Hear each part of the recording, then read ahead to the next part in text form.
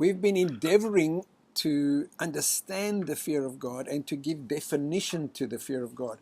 Now, we said the first definition of the fear of God had to do with the reverence and respect for the holiness of God. The second definition of the fear of God has to do with wisdom. Now, obviously, it is wise to reverence God and to respect God's holiness.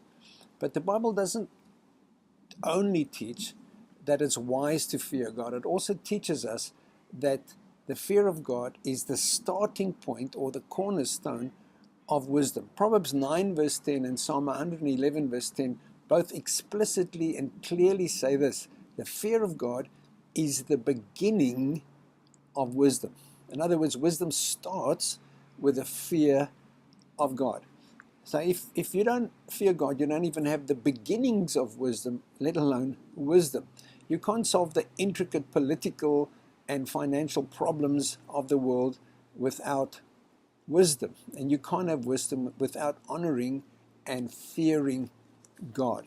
It's like building a house or a castle or a tower with Lego blocks. I don't know how many of you are still building with Legos. I'm a granddad, so I'm into building Legos again.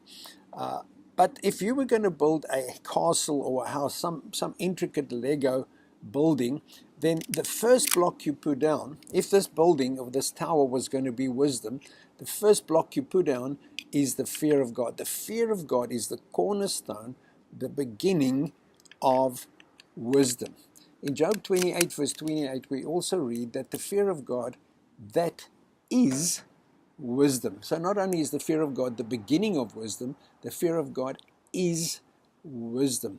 So the fear of God is the cornerstone. Wisdom starts with the fear of God, but the fear of God is also the essence of wisdom. The result of the fear of God is wisdom. In Proverbs 15 verse 33, in the Amplified Version, we read the following: the reverent fear of the Lord, that is, worshiping Him and regarding Him as truly awesome, is the instruction of wisdom, its starting point and its essence. In other words, the fear of God is the starting point and the essence of wisdom. Wisdom is the product of fearing God. Now, there are many advantages to fearing God. The Bible talks about being blessed. Those that fear God will have long life. He promises honor and riches and favor over those that fear God and walk in humility. But for me, one of the significant byproducts of fearing God is that it sets you free from the fear of man.